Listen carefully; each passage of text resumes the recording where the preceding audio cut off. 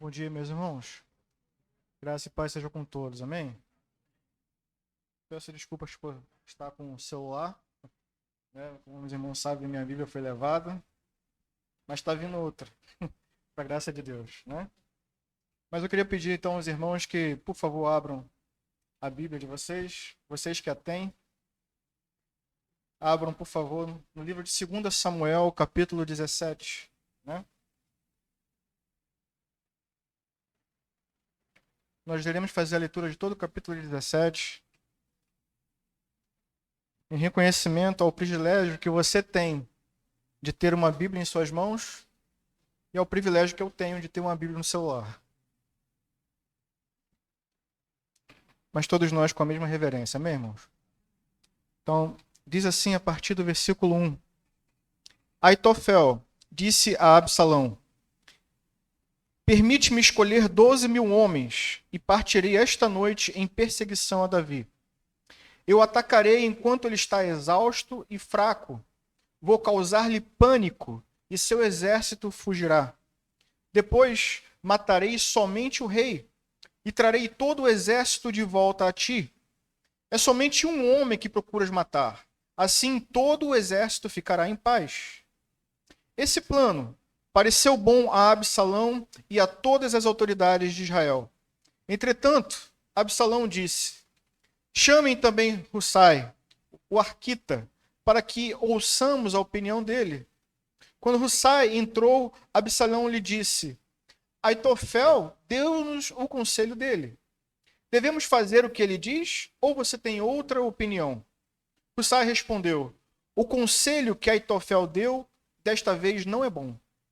Sabes que o teu pai e os homens que estão com ele são guerreiros e estão furiosos como uma ursa selvagem da qual roubaram os filhotes. Além disso, teu pai é um soldado experiente e não passará a noite com o exército. Ele agora já deve estar escondido em uma caverna ou em outro lugar. Se algum dos teus soldados forem mortos no primeiro ataque, quem souber disso dirá: houve matança no meio do exército de Absalão. Então, até o mais bravo soldado, corajoso como leão, ficará morrendo de medo. Pois todo Israel sabe que teu pai é um guerreiro valente e que seus soldados são corajosos. Por isso, dou o seguinte conselho: que se reúnam a ti todos os homens de Israel, desde Dan até Berseba, tantos como a areia da praia, e que tu mesmo os conduzas na batalha. Então o atacaremos, onde quer que ele se encontre, e cairemos sobre ele como o orvalho cai sobre a terra. Ele e todos os seus homens não escaparão. Se ele se refugiar em alguma cidade, todo Israel levará cordas para lá, e arrastaremos aquela cidade para o vale, até que não reste ali nem sequer uma pequena pedra. Absalão e todos os homens de Israel consideraram o conselho de Hussai, o arquita, melhor do que o de Aitofel, pois o Senhor tinha decidido frustrar o eficiente conselho de Aitofel, a fim de trazer ruína sobre Absalão. Hussai contou aos sacerdotes Zadok e Abiatar o conselho que Aitofel dera a Absalão e às autoridades de Israel, e o que ele mesmo lhes tinha aconselhado em seguida. Então pediu que enviassem imediatamente esta mensagem a Davi: Não passe a noite nos pontos de travessia do Jordão, no deserto, mas atravesse logo o rio, senão o rei e todo o seu exército serão exterminados. Jonatas e Maas estavam em Rogel, e uma serva os informava regularmente, pois não podiam arriscar-se a serem vistos na cidade. Eles, por sua vez, iam relatar ao rei Davi o que tinham ouvido. Mas um jovem os viu e avisou Absalão. Então eles partiram rapidamente e foram para a casa de um habitante de Baurim, que tinha um poço no quintal. Eles desceram ao poço e a dona da casa colocou a tampa no poço. Para disfarçar, espalhou grãos de cereal por cima. Os soldados de Absalão chegaram à casa da mulher e lhe perguntaram: Onde estão Aimaas e Jonatas? A mulher respondeu: Eles atravessaram as águas. Os homens os procuraram sem sucesso e voltaram a Jerusalém. Tendo eles ido embora, os dois saíram do poço e foram informar o rei Davi. Falaram-lhe do conselho que Aitofel dera contra ele, e lhe disseram que atravessasse imediatamente o Jordão. Então Davi e todo o seu exército saíram, e quando o sol nasceu, todos tinham atravessado o Jordão. Vendo Aitofel que o seu conselho não havia sido aceito, selou o seu jumento, foi para casa, para a sua cidade natal, pôs seus negócios em ordem, e depois se enforcou. Ele foi sepultado no túmulo de seu pai. Davi já tinha chegado a Manaim, quando Absalão atravessou o Jordão com todos os homens de Israel. Absalão havia nomeado Amasa comandante do exército em lugar de Joabe. Amasa era filho de Jeter, um israelita, que havia possuído Abigail, filha de Naás e irmã de Zeruia, mãe de Joabe. Absalão e os israelitas acamparam em Gileade. Quando Davi chegou a Manaim, Sobi, filho de Naás, de Rabá dos Amonitas, Maquir, filho de Amiel, de Lodebar, e o gileadita Barzilai, de Rogelim, trouxeram a Davi e ao seu exército camas, bacias e utensílios de cerâmica, e também trigo, cevada, farinha, grãos torrados, feijão e lentilha, mel e coalhada, ovelhas e queijo de leite de vaca. Pois sabiam que o exército estava cansado, com fome e com sede no deserto. Amém. Vamos orar.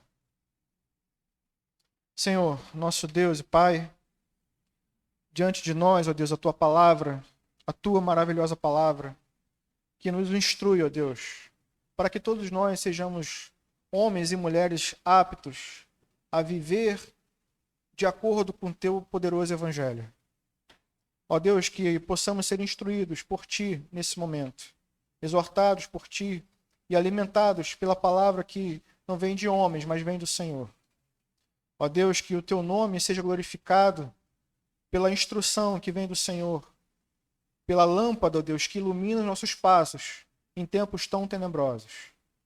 Que eu, ó Deus, e cada um dos meus irmãos possamos trilhar as nossas vidas, ó Deus, não na escuridão, mas que os nossos passos sejam iluminados pela Tua palavra.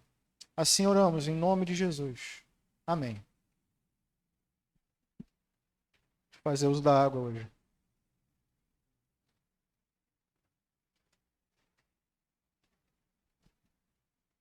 Meus irmãos, hoje nós avançamos, então, como a gente acabou de ler, mais um capítulo no livro de 2 Samuel. E meditaremos sobre o tema O Deus que Intervém. O tema de hoje é esse, o Deus que intervém. E nós iremos fazer isso a partir de 3 tópicos, que a gente pode dividir o nosso texto. Então, em primeiro lugar, a gente vai ver o plano de Deus. Melhor, o plano dos homens, apesar de Deus. Em segundo lugar, veremos a intervenção de Deus, apesar do plano dos homens. E, por fim, veremos a intervenção de Deus por meio da ação dos homens. Então, é o plano dos homens, apesar de Deus, a intervenção de Deus, apesar do plano dos homens, e a intervenção de Deus por meio da ação dos homens. Mas antes de entrar no texto, eu queria começar fazendo uma recapitulação de tudo o que nós vimos até aqui. Eu acho que é interessante a gente começar assim. Basicamente, o que nós vimos no livro de 1 Samuel, uma longa retrospectiva, o que nós vimos no livro de 1 Samuel foi a queda, a ruína de Saul e a ascensão de Davi como o rei ungido do Senhor. Basicamente foi isso que a gente viu no livro de 1 Samuel. E aí já passamos para o livro de 2 Samuel. Um resumo bem resumido. E o que nós temos visto no livro de 2 Samuel?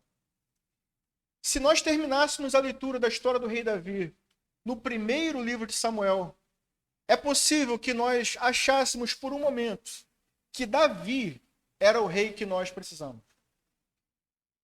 Mas porque a história continua e nós vemos o que acontece no livro de 2 Samuel, nós vemos que a história não é bem assim.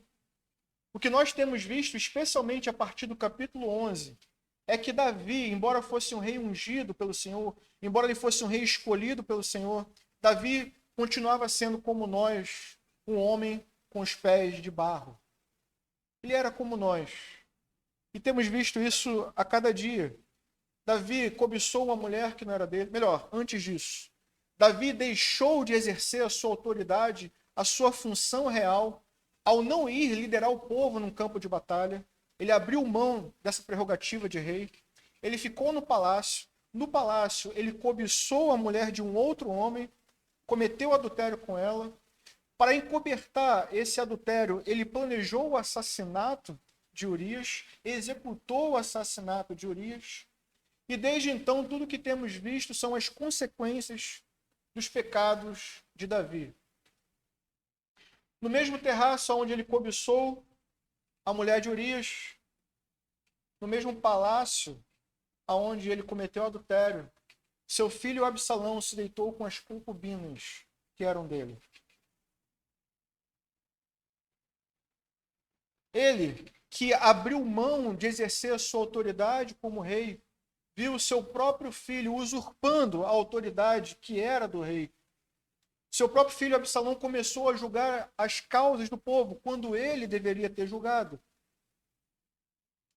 Ele que matou o homem, privando este homem de ter o seu herdeiro, viu então o seu primeiro herdeiro com Betseba sendo morto. O primeiro filho de Davi com Betseba não foi muito longe, morreu logo ainda bebê. E ele que usou a sua força para atrair Betseba, a sua força de rei, a sua autoridade de rei, para atrair Betseba até o palácio. Viu também o seu filho Aminon, usando a força de um filho de um rei para estuprar uma de suas filhas. Então, em todo momento, nós vamos vendo as consequências da vida e dos pecados que Davi vem cometendo. Até que finalmente chegamos no texto de hoje e vemos então Absalão dando o segundo passo para consolidar o golpe que ele tinha dado no pai. Qual foi o primeiro passo? O primeiro passo nós vimos semana que vem. Melhor, vimos semana que vem. Vimos semana passada. E qual foi o passo, irmãos? Ficar com as concubinas de um rei era uma forma de dizer que agora ele era o rei de fato. E foi isso que Absalão fez no capítulo anterior. Ele se deitou com as concubinas do pai, como quem diz, a revolução não vai ter volta. A revolução vai até o final e eu vou lutar para preservar o meu lugar como rei no lugar de meu pai. Né? Foi um ato deliberado. Quem seguia Absalão ia falar assim, não, realmente ele está disposto. Para fazer uma coisa desse tipo, desse nível, ele realmente precisa estar disposto a ir até o fim. E é dessa forma que Absalão se deita com as concubinas do pai, consolidando o seu primeiro ato. Mas para se firmar de forma indubitável como rei, ele precisava avançar então para o próximo passo. E o próximo passo era matar o rei, matar o próprio pai. E é assim que começa o nosso texto. Absalão, ele, para consolidar isso, ele se coloca no meio de homens, a princípio sábios, conselheiros, e um destes conselheiros é Aitofel. Aitofel, irmãos, vamos esclarecer aqui algumas coisas sobre Aitofel. Aitofel antes tinha sido também um conselheiro do rei Davi. Era um homem astuto, era um homem bom de estratégia e de planejamento. E era um dos conselheiros de Davi. E agora, este mesmo homem se coloca ao lado de Absalão, se coloca a favor da rebelião. E aí a gente começa a se perguntar os porquês. Por que isso? E aí vem uma outra informação sobre Aitofel. Aitofel era simplesmente o pai do pai de Betseba. Ele era simplesmente o avô de Betseba. Em outras palavras, Aitofel foi um homem que trazia um certo ressentimento com relação a Davi. Ele viu tudo que Davi fez, todos os pecados que Davi cometeu contra Betseba, contra Urias, e muito provavelmente trazia ressentimentos. Então vejam que o plano para Absalão se deitar com as concubinas partiu de quem? Partiu de Aitofel. E também o plano para matar o rei parte de quem? Parte de Aitofel. E basicamente, qual era o plano de Aitofel? Eu vou resumir aqui, a gente não vai ler novamente, mas a gente pode resumir o conselho de Aitofel em 5 pontos. Em primeiro lugar, ele pediu para si a oportunidade de escolher 12 mil homens. 12 mil homens sob sua liderança. Para quê? Para perseguir um Davi fraco e exausto. A estratégia de Aitofel era, com esses 12 mil homens, promover um ataque rápido, um ataque surpresa e certeiro, concentrado, de forma que apenas Davi fosse morto. E ele diz isso claramente, né? Ele vai dizer: cabe apenas que morra o rei, né? Eu mesmo matarei o rei, de forma que o resultado dessa guerra seriam poucas baixas e o exército ficaria disponível para voltar a Jerusalém e se submeter mais uma vez às ordens de Absalão. Então a estratégia dele era essa: um ataque rápido, um ataque certeiro, com poucas baixas. O rei era o alvo. O exército poderia sobreviver e voltar para servir Absalão. Essa era a estratégia. E ouvindo a estratégia, diz o texto que todos os conselheiros, inclusive Absalão, acharam que essa era uma boa ideia. Eu queria reforçar 2 coisas sobre o conselho de Aitofel. A primeira coisa que fica muito clara sobre o conselho de Aitofel é que ele não tinha nenhum temor de Deus no coração. Essa é a primeira coisa que precisa ficar clara. Absalão está ouvindo um conselho de um homem que demonstra não ter nenhum temor de Deus no coração. E ele mesmo, em suas próprias palavras, diz que a intenção dele é matar somente o rei. Ele diz isso no finalzinho do versículo 2. Matarei somente o rei. Mas quem é o rei, irmãos? O rei é um homem que, apesar de todos os pecados e limitações, é o rei ungido pelo Senhor. Nós vimos lá no livro de 1 Samuel que Davi teve muitas e inúmeras oportunidades de matar Saul. Mas por temor a Deus ele não fez isso. Teve remorso quando cortou simplesmente uma franja do cabelo de Saul. Mas esse homem aqui, ele reconhece Davi como rei. Ele reconhece isso. E ainda assim, deliberadamente, ele diz: matarei somente o rei. Então a primeira coisa que a gente precisa ter em mente é um conselho de um homem que não tem o temor de Deus em seu coração. É um conselho de um homem que busca os seus próprios desejos acima de tudo, independentemente da vontade do Senhor. Ele busca a vingança e não se sujeita à vontade de Deus. Essa é a primeira coisa que precisamos perceber. Agora, precisamos perceber também que o conselho de Aitofel realmente era bom. Militarmente falando, era um plano perfeito. Seria um ataque rápido, de noite, com poucos homens. A estratégia era causar tumulto, causar pânico em homens que, a princípio, estão fracos, estão desamparados. Então, quando o ataque começasse, os soldados iam se dispersar, Davi ia ficar vulnerável, então ia lá e ia matar o rei. O problema estaria resolvido. Mas, por algum motivo, Absalão decidiu ouvir uma segunda opinião. E aí é nesse momento que ele chama Hussai, e é o segundo conselheiro do texto. Aí precisamos nos perguntar, quem é o Hussai? Hussai também era um conselheiro de Davi. Mas Hussai, diferente de Aitofel, permanecia fiel a Davi. Como assim, David? Ele permanecia fiel a Davi, mas estava servindo Absalão. No capítulo 15, isso fica muito claro. Davi manda Hussai para lá para ser um espião, para ser um informante, né? Então Hussai está trabalhando para Saul, mas ele na verdade é um espião de Davi que leva informações para Davi, né? Então, digno de filme, né? E vejam a coincidência, como alguns poderiam dizer, né? O rei pede justamente ao espião de Davi conselhos de guerra. E qual é, então, a estratégia de Hussai? Em primeiro lugar, Hussai refuta, nós vimos isso, nós lemos, a primeira coisa que ele faz é refutar os planos de Aitofel.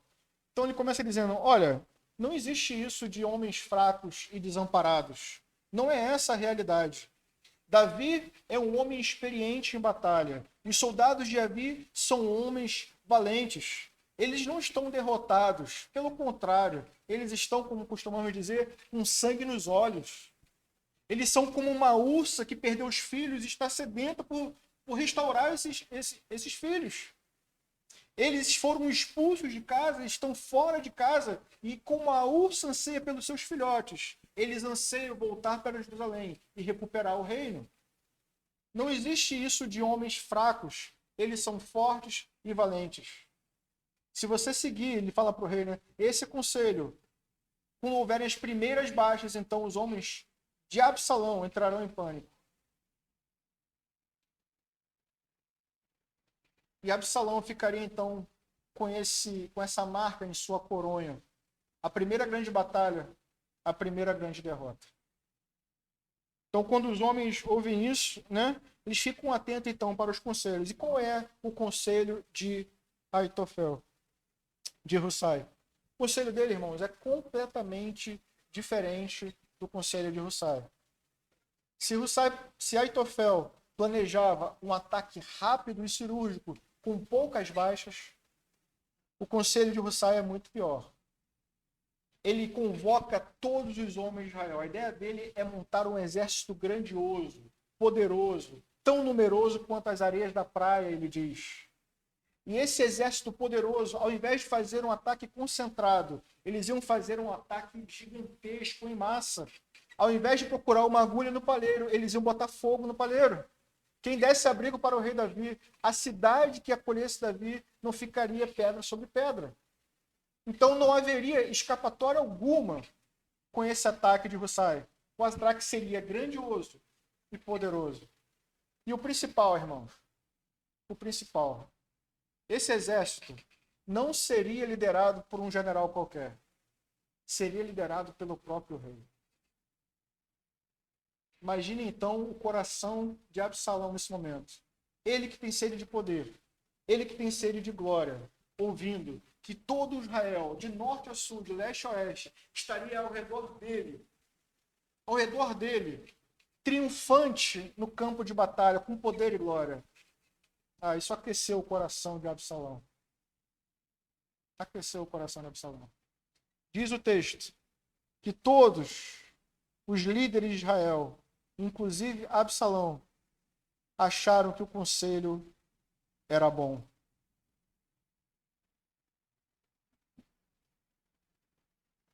Será? 2 comentários sobre a estratégia de Hussai. Em primeiro lugar,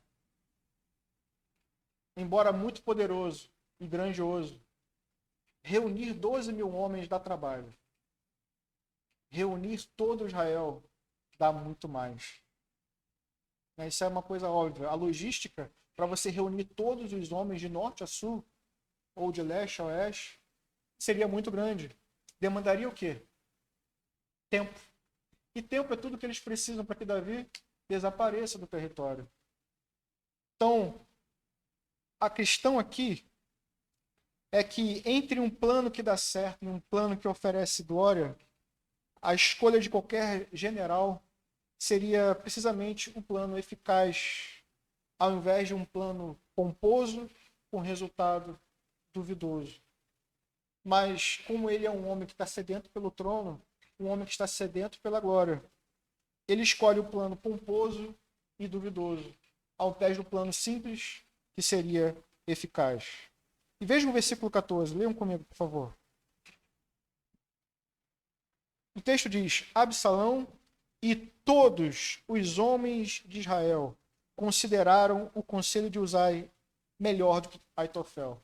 A segunda coisa que a gente precisa perceber é que, embora o plano não fosse o mais eficaz, todos os homens de Israel, e aqui a gente tem que entender, são todas as principais lideranças, todos os líderes das tribos, todos os líderes se posicionaram contra aquele que era verdadeiramente o ungido do Senhor. O rei, como autoridade suprema política, mas também todos os líderes das tribos, se posicionaram contra o rei ungido do Senhor. Porém, termina o texto, o versículo dizendo: o Senhor tinha decidido frustrar o eficiente conselho de Aitofel, a fim de trazer ruína sobre Absalão. Vejam mais uma vez. O conselho de Aitofel era eficiente. Porém, o Senhor decidiu frustrar o conselho de Aitofel e trazer ruína sobre Absalão. E aí, irmãos, a gente entra na segunda parte do nosso texto. A parte que mostra com clareza a soberania de Deus, mas também a responsabilidade humana.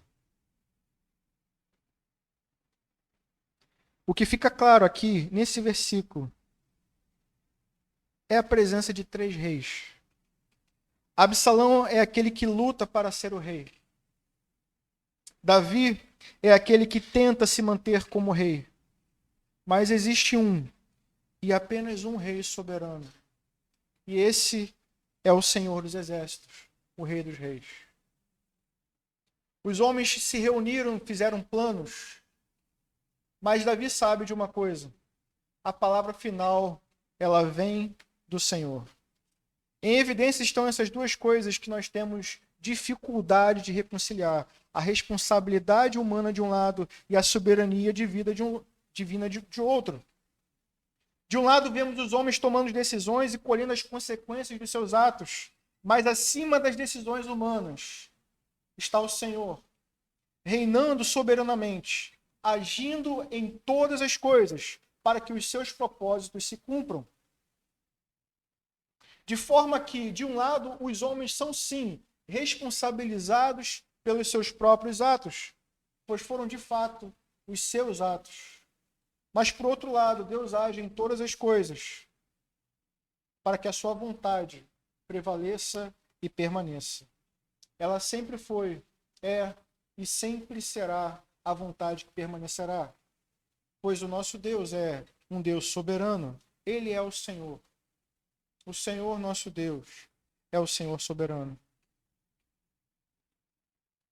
Então percebam que a questão, o que o versículo mostra para a gente, é que a questão não é resolvida na potência do exército ou na qualidade dos homens que trabalham para o rei, nem na qualidade dos conselhos, mas a questão é resolvida pelo fato de que o Senhor determinou, o Senhor decretou, e como ele falou, assim será. É o Senhor que determina.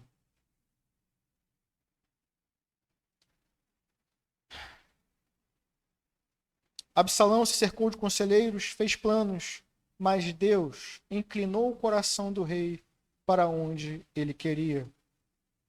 Davi, por outro lado, fez planos, enviou espias e se manteve em estado de prontidão. Davi fez o que estava ao seu alcance, mas Davi sempre soube que o resultado final dependia única e exclusivamente de Deus usar de graça e misericórdia. Graça e misericórdia. Nós sabemos, irmãos, que Absalão não era um homem muito bom. Mas quando a gente olha para Davi, também encontramos um homem com sérios problemas. Por que Deus então favoreceu Davi? Graça e misericórdia. E o mais impressionante é que Davi sabia disso.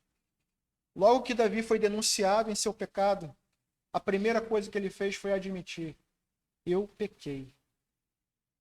Eu pequei. Os 2 homens aqui são falhos, irmãos, mas só um se arrepende. Só um vai a Deus em oração. Só um vai a Deus e pede perdão pelos seus pecados. E esse é Davi. O contraste continua. Porque Davi, como Saul fez antigamente, teve a oportunidade de pegar a Arca da Aliança. A arca que é um símbolo da presença do Senhor. E tirar ela de Jerusalém, levar ela com ele. Quem não quer levar a presença do Senhor consigo? Mas nessa ocasião, lá no capítulo 15, versículo 24 e 25, a resposta do rei Davi é impressionante. Ele diz: leve a arca de Deus de volta para a cidade. Ele não quer tirar a arca. Ele diz: se o Senhor mostrar benevolência a mim, em outras palavras, se o Senhor mostrar graça a mim, ele me trará de volta e me deixará ver a arca e o lugar aonde ela deve permanecer. Mas, se ele disser que já não sou do seu agrado, aqui estou. Faça ele comigo o que for de sua vontade. Então vejam a diferença entre os dois homens. De um lado a gente tem um homem miserável, pecador, que se arrepende e que se submete à vontade de Deus, se submete inclusive à disciplina que Deus está impetrando a ele. Se arrepende dos seus pecados, mas continua submisso, enquanto faz a jornada de peregrinação, enquanto ele mesmo trilha a sua própria via dolorosa, como foi falado aqui. Mas de outro lado, a gente tem um homem, irmãos, que não se submete à vontade de Deus, que segue impenitente em ser o rei, apesar de Deus ter ungido outra pessoa como rei. Mas Davi sabe, acima de tudo, depende da graça, depende da misericórdia de Deus. E aí, irmãos, tem algo importante a gente perceber. Embora Davi esteja trilhando, a gente precisa lembrar disso. Tudo isso aqui está acontecendo enquanto Davi está onde? Está no deserto, está fora de Jerusalém, está sendo ofendido por vários homens, né? Davi, nesse momento, não está vestindo mais as vestes reais, ele está com as suas roupas rasgadas e sujas, com cinzas sobre a sua cabeça. É assim que Davi está, uma verdadeira vida dolorosa. Mas é interessante a gente perceber que enquanto Davi trilha um caminho de humilhação, ele encontra graça e misericórdia ao se submeter à disciplina de Deus. Ele encontra graça e misericórdia ao se submeter à disciplina de Deus. É bom aproveitar que a gente está estudando disciplina na escola bíblica dominical e às vezes a gente questiona a gravidade, né? É tão rígida a disciplina bíblica, excluir um membro do corpo. Mas vejam que a disciplina, Deus mesmo não abre mão dela. E quando ele aplica a disciplina sobre seus filhos não se afastam mais. Seus filhos dobram os joelhos diante do trono de Deus, se arrependem dos seus pecados e voltam a trilhar o caminho da graça. Deus não abre mão da disciplina. A igreja também não deve abrir. Absalão é o servo impenitente. Ironicamente, ele está em busca de uma coroa para a sua cabeça. E o que veremos é que a cabeça que deseja uma coroa, acima de tudo, será coroada. E pendurada ficará acima de tudo.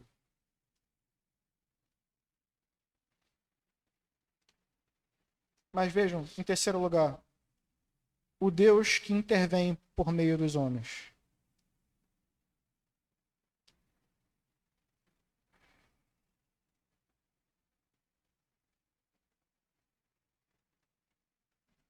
O texto continua mostrando o que acontece. E aí, eu queria que você se colocasse no lugar de Davi, mais uma vez. Davi não está vendo nada que está acontecendo. Davi não está no palácio, Davi está no deserto. Davi não sabe se Uzai vai permanecer sendo fiel. Davi não sabe se na cidade existem homens e mulheres fiéis ou se todos eles abandonaram Davi. Davi não sabe de nada disso. A única coisa que Davi fez foi orar ao Senhor pedindo: Senhor, frustra os planos de Aitofel. A partir daí, irmãos, a partir daí Davi não sabe de mais nada. A partir daí Davi está exilado, trilhando o caminho de humilhação. Mas vejam que, apesar de Davi não saber de nada e não possuir nenhum controle sobre o que está acontecendo, Deus permanece no controle de tudo que está acontecendo. E isso é muito importante para a gente, porque quando a gente passa por adversidades, é mais ou menos a mesma situação. A gente ora a Deus pedindo por perdão, oramos a Deus pedindo por livramento, mas no final não temos poder algum para mudar as circunstâncias. Dependemos única e exclusivamente, como Davi disse, de Deus usar de graça e misericórdia conosco. E então nos dá o escape. Mas vejam que, embora Davi não saiba de nada que está acontecendo, e muitas vezes nós também não sabemos de nada que está acontecendo, o nosso Deus é um Deus que intervém. É um Deus que não apenas nos criou, mas um Deus que se relaciona conosco e age em todas as coisas em favor daqueles que o amam. Mesmo quando não vemos nada acontecendo. Davi está distante, mas Deus está agindo. Vejam quantas pessoas, eu só queria destacar isso nesses próximos 14 versículos.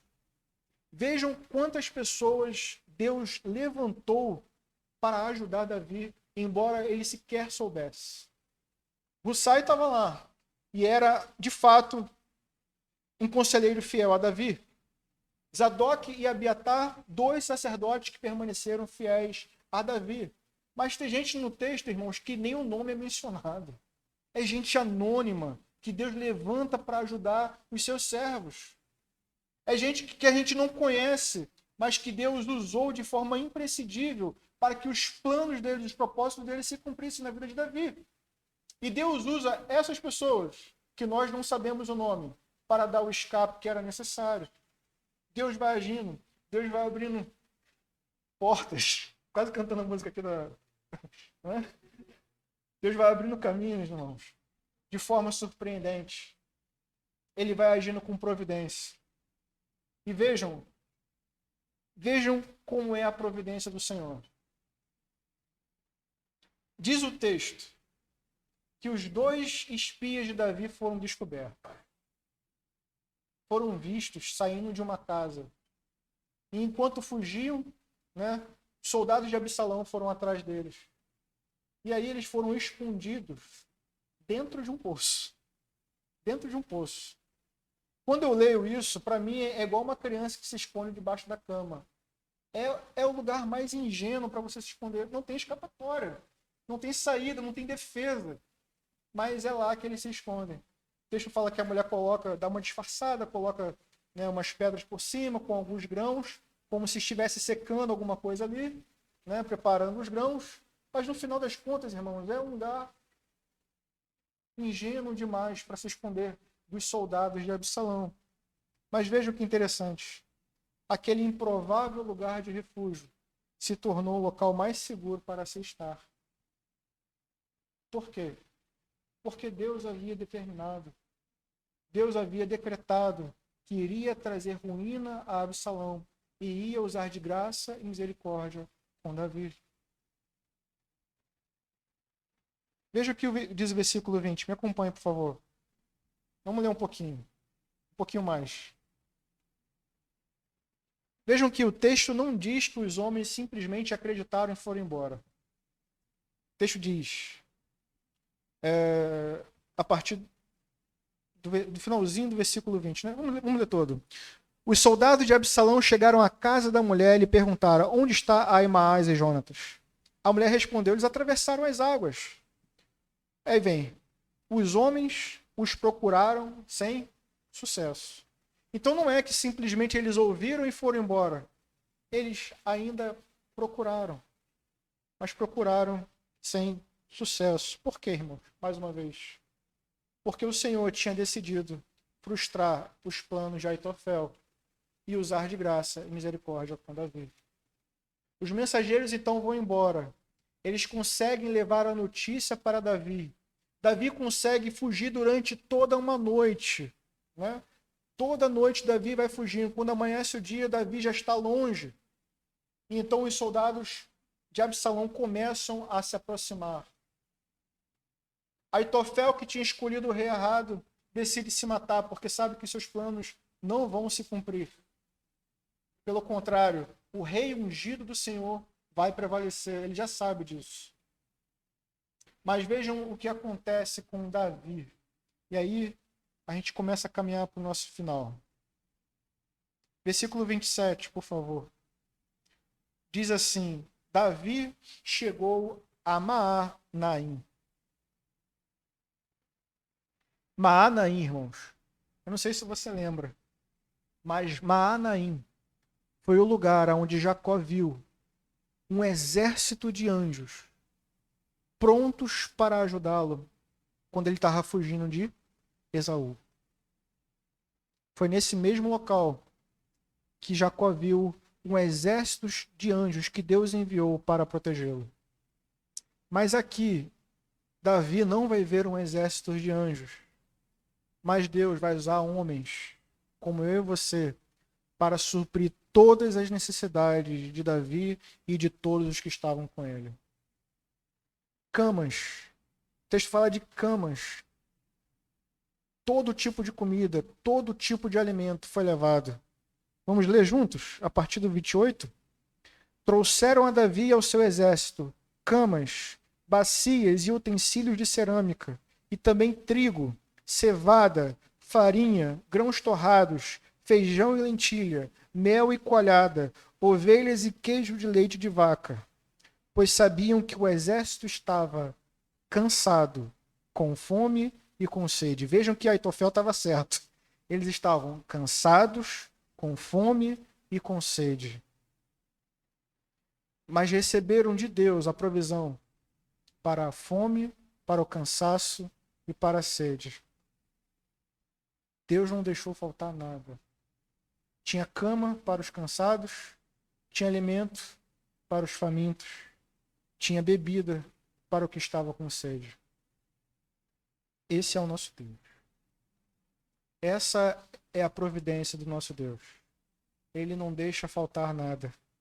Tudo chega no seu devido tempo, na medida certa, para que todos os filhos de Deus caminhem nessa terra, sabendo que o nosso Deus não está longe, mas é um Deus que intervém. A gente não pode perder isso de vista. A gente não pode perder isso de vista agora que estamos aqui dentro, mas não pode perder isso de vista lá fora, quando as adversidades batem a porta. Deus não apenas nos criou, Deus se relaciona conosco. Deus é o Deus que está longe, está no céu, mas também é o Deus que está perto. Cabe-nos apenas fazer como Davi, olhar para Deus, reconhecendo a nossa miséria e clamar a Ele: Pai, tenha misericórdia. Usa de graça e misericórdia com teu servo. É isso que nós devemos fazer. E depois? Esperar. Esperar e esperar, sabendo que Deus virá e agirá com providência. Amém? Queria fazer algumas breves aplicações a respeito do que nós vimos, né? Tenho ainda alguns minutinhos. Queria destacar, em primeiro lugar, aquilo que eu sei que vocês já sabem. Deus é soberano.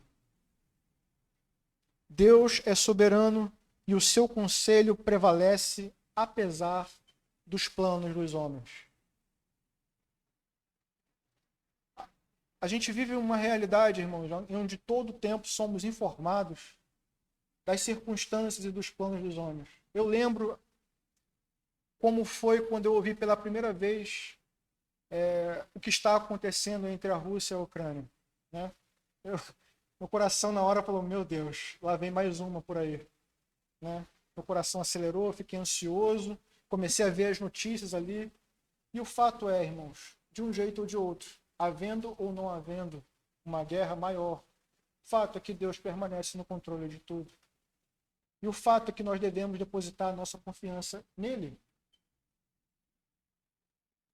O capítulo 2 do Salmos capítulo 2, o salmista abre assim, dizendo: Por que se amontinam as nações e os povos tramam em vão? Os reis da terra tomam posição e os governantes conspiram unidos contra o Senhor e contra o seu ungido. O versículo 4 diz: do céu, do seu trono nos céus, o Senhor põe-se a rir e caçoa deles. Os homens vão tramar, irmãos. Os homens vão fazer planos. Os homens vão querer se levantar contra a igreja do Senhor. Os homens vão querer destruir a igreja do Senhor. Mas do céu, Deus olha do alto e se ri, zomba deles. Mas vejam, ele faz isso porque ele está no trono. E no trono ele permanece, porque ele é soberano.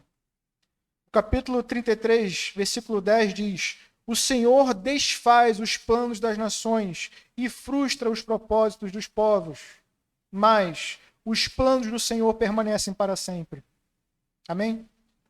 Os propósitos do seu coração por todas as gerações.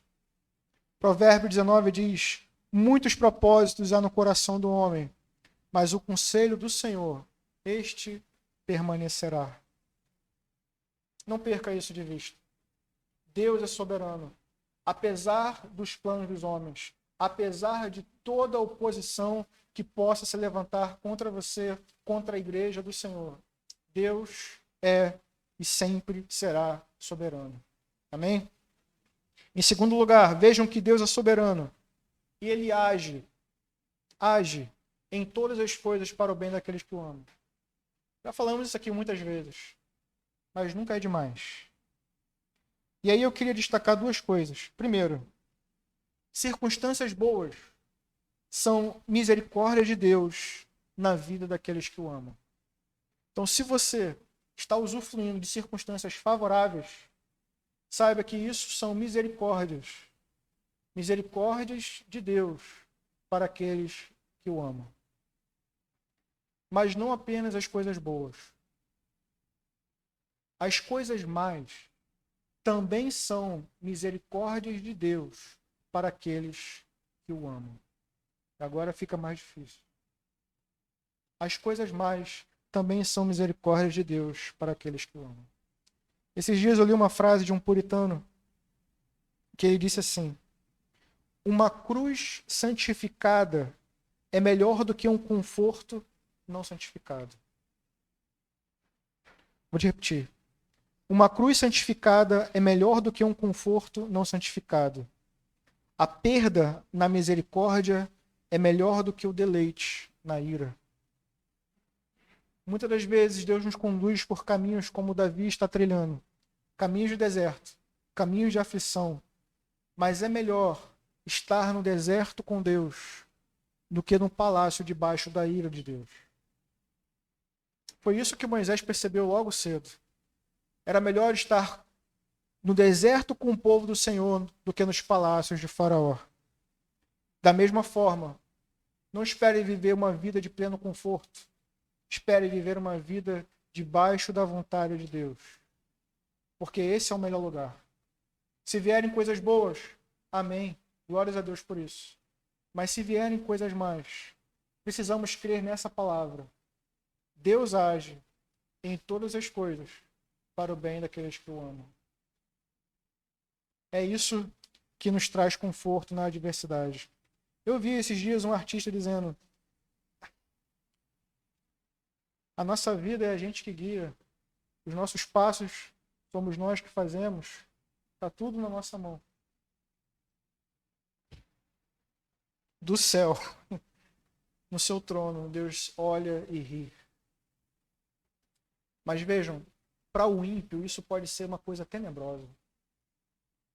Imagine saber que a vida dele não está na mão dele, mas na mão de Deus. Um Deus que ele não se submete, um Deus que ele não aceita, um Deus que ele não ama. Para ele isso não é bom.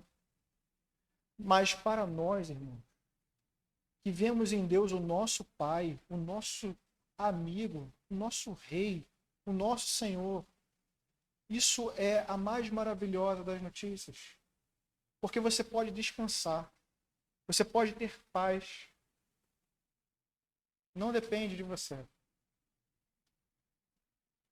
Está nas mãos de Deus. E graças a Deus, todos os filhos de Deus podem experimentar o mais profundo amor de Deus, nosso Pai. Então, se vierem coisas difíceis, dobre seu joelho, faça como Davi, se submeta à vontade de Deus. Se necessário, trilhe a sua própria jornada de peregrinação e humilhação. Mas faça isso olhando para o alto e se submetendo à vontade de Deus, confiando que Deus é soberano e age para o seu bem.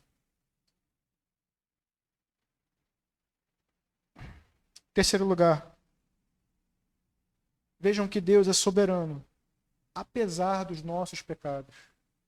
Eu conheço algumas pessoas que olham para a sua vida hoje e falam: nossa, eu vivo essa situação terrível por causa de pecados que eu cometi lá atrás. Estou colhendo algo que eu plantei. E de fato está. E de fato está. Mas o que às vezes essas pessoas entendem, estou falando de cristãos, o que essas pessoas às vezes se esquecem é que Deus não deixa de cumprir os seus propósitos porque nós pecamos ou porque nós falhamos. Pelo contrário, ele usa até mesmo os nossos erros, os nossos pecados, para fazer a sua boa, perfeita e agradável vontade se cumprir na nossa vida. Não é que você deva trilhar um caminho de pecado e desobediência. Se você trilhar esse caminho, você vai trilhar também o caminho da humilhação e da peregrinação. Mas ainda que seja assim, Deus vai cumprir os seus propósitos na vida dos seus filhos. Então olhamos para trás e lamentamos, pecamos, erramos, colhemos as consequências como Davi estava colhendo. Mas devemos olhar para o alto e dizer: Senhor, tem misericórdia. Usa de graça e misericórdia comigo. E esse Deus é tão bom que, apesar de nós, ele age com graça e misericórdia em nossas vidas. Então não são os seus pecados, não são os meus. Não é isso que importa. Nenhum homem é digno de se apresentar diante de Deus. Todos pecaram. Todos. O que importa é: Deus haverá de usar de misericórdia e graça conosco. E se você crê na palavra de Deus, a resposta tem que ser um sonoro sim. Pela sua graça e misericórdia é que nós caminhamos. Amém? Por fim, irmãos, certifique-se de servir ao rei certo. Certifique-se de servir ao rei certo. No texto, há um homem que, embora tenha servido o rei Davi, decidiu mudar de lado. Decidiu servir Absalão, buscando os seus próprios interesses, os seus próprios desejos. Aitofel abandonou o servo ungido do Senhor para servir um rei deste mundo. E a consequência foi a tamanha vergonha que ele mesmo se enforcou. Quando Cristo veio a esse mundo, nós vimos a mesma situação se apresentando. Houve um homem entre os discípulos que decidiu abandonar a Cristo. Buscando seus próprios interesses, ele traiu o Mestre. E o seu destino foi também a morte. Então, certifique-se de servir o rei certo. E aí, obviamente, eu não quero falar de Davi. Davi foi adúltero, Davi foi homicida, Davi foi omisso em seu reinado. Mas eu quero falar com você sobre um rei muito mais excelente do que esse tal de Davi. Quero falar com você a respeito do nosso Senhor, o nosso Rei dos Reis. O nosso Rei não traiu a confiança de seus homens,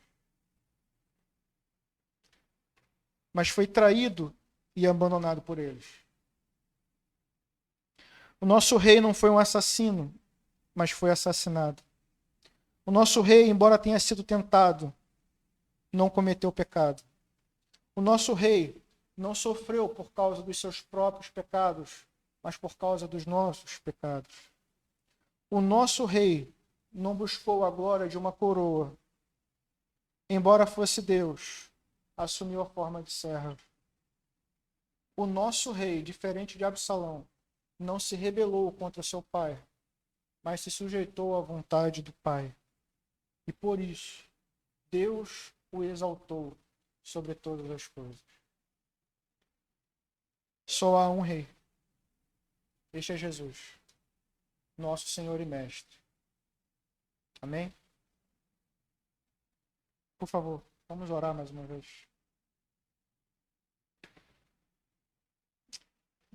Pai bondoso e misericordioso, como é bom saber, ó Deus, que não estamos sós.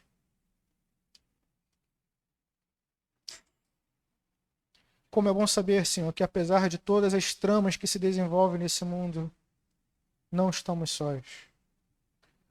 Como é bom saber, ó Deus, que apesar de muitas das vezes estarmos trilhando um caminho de humilhação, não estamos sós.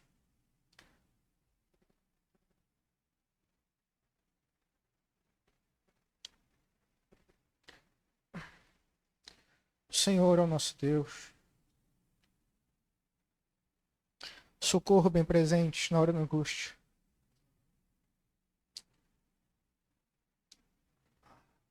Quando nos perguntam, Pai, onde está o seu Deus? Nós, ó Pai, olhamos para Ti.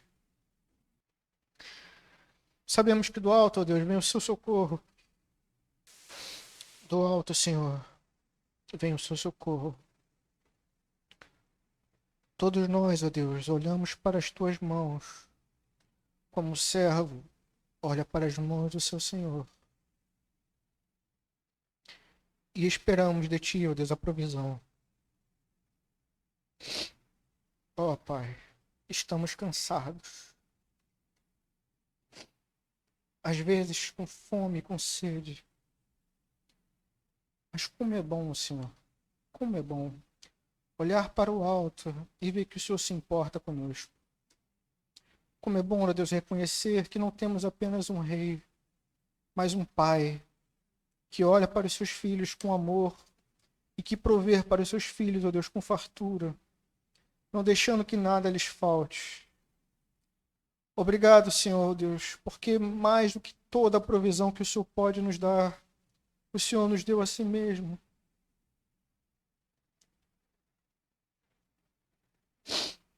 De forma que, ó Deus, antes estávamos longe de Ti e agora somos filhos, somos amigos, fomos reconciliados. E por mais dura e difícil que seja a nossa peregrinação nessa terra, sabemos, ó Deus, que caminhamos em direção ao Seu reino, à cidade celestial.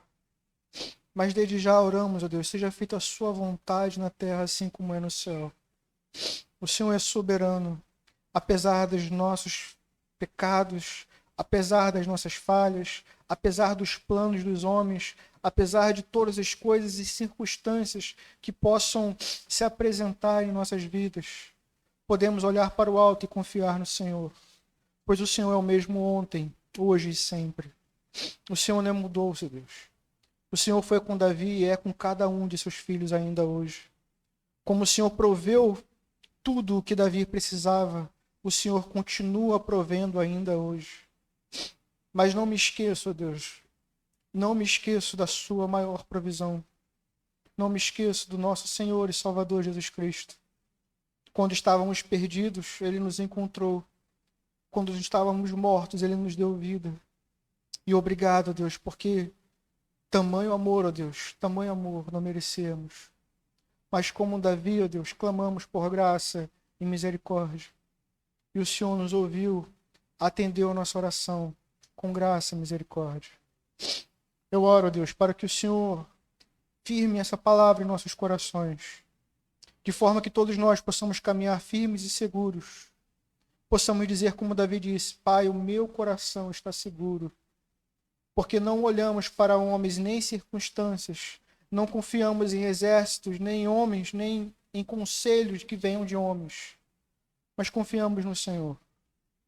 Abençoa a tua igreja, ó Deus, abençoa os teus filhos e preserva cada um de nós nos teus caminhos. Assim oramos, em nome de Jesus. Amém.